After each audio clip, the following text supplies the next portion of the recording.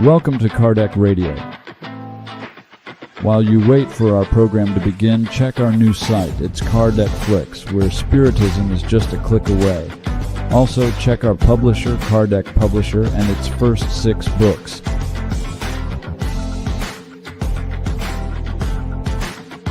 Each one is a journey to inner empowerment and love.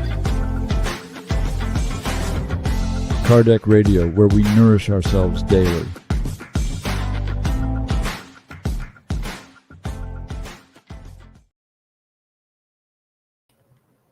Hello, beloved friends. Good evening and welcome to another Divine Laws program where you and I study the very laws that shall govern our lives, not only for now, but throughout immortality.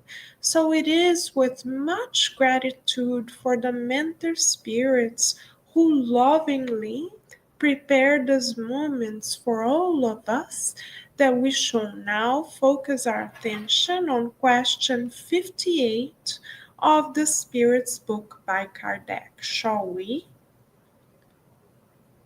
In this question, Kardec asks, do the worlds furthest from the sun lack light and heat, since the sun would appear only as a distant star to them? The answer from the illuminated spirits to Kardec and all of us is as follows. Do you believe that the sun is the only source of light and heat? What about electricity? On some worlds, electricity plays a role unknown to you, which is much more important than the role it plays on Earth. Besides, we have never said that all beings are made of the same matter as you, with organs similar to yours. Beloved friends, God is so loving and wise as the creator of the entire universe that God allows for each of its dwellings, planets in the universe, to be unique, and our perispiritual bodies adapt to the constitution of the planet in which we are to reincarnate. We have mentioned before the example of Mozart. Mozart, the famous musician, did an internship in Jupiter after his reincarnation on Earth.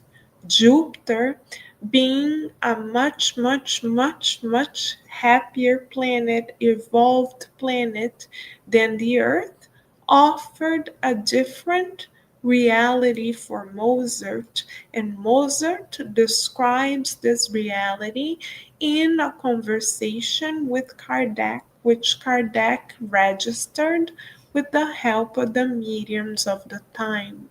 So Mozart describes having a lighter physical body. He describes that a reincarnation there lasts for hundreds of years because the constitution of the body is different from the denser one that we have on Earth. Also, another point of reference for us is Emmanuel's work. In the book On the Way to the Light, through the mediumship of Chico Xavier, Emmanuel in chapter 3 tells us that the earth long ago received reincarnating spirits that came from a more evolved planet, a system named Capella, because they needed to evolve morally with the help of a reincarnation in a less evolved planet. And Emmanuel describes in this chapter of the book On the Way to the Light some of the characteristics of a more evolved planet than Earth. Another account by Emmanuel that gives us reference to life in happier, more evolved planets is found in the book Renunciation, also dictated by Emmanuel through the blessed mediumship of Chico Xavier.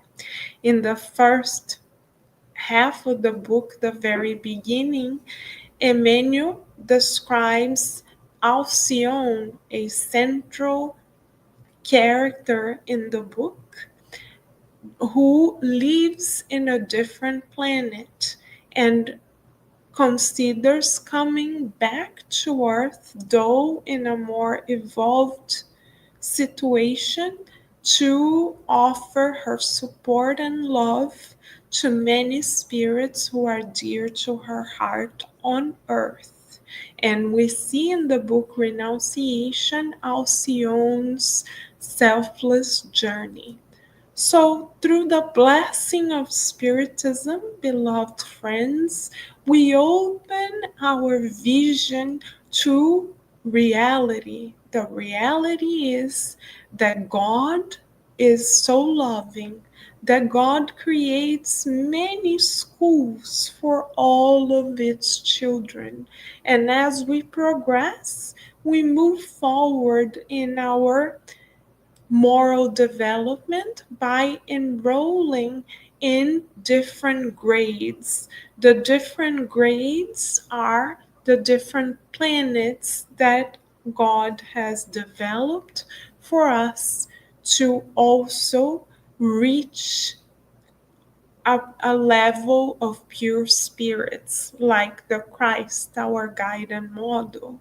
So let us exercise within the next 24 hours, beloved friends, the ongoing gratitude for God, this feeling that God provides to us much more than the eyes can see. Let us study the universe, watch documentaries about space. Let us read the Spiritist literature so we can literally look up and already visualize our destiny as pure spirits, as more evolved spirits. Let us visualize ourselves in the continuum of time, already practicing the good, seeking the good, visualizing the good, multiplying the good, so that through our own inner transformation, we collaborate to the transformation of the earth as well. The earth becomes a more evolved planet, and we may, in the future, when God allows, also internship in other dwellings in the universe.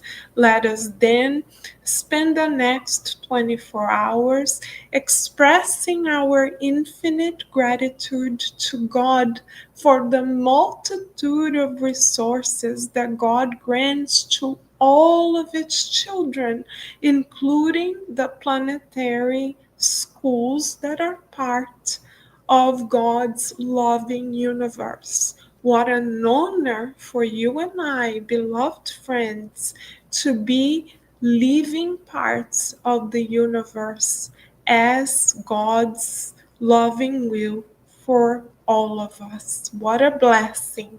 Thank you, beloved friends, for our togetherness in the good. May we keep on feeling God's love as we express our gratitude for God today and always. Bye for now, beloved friends.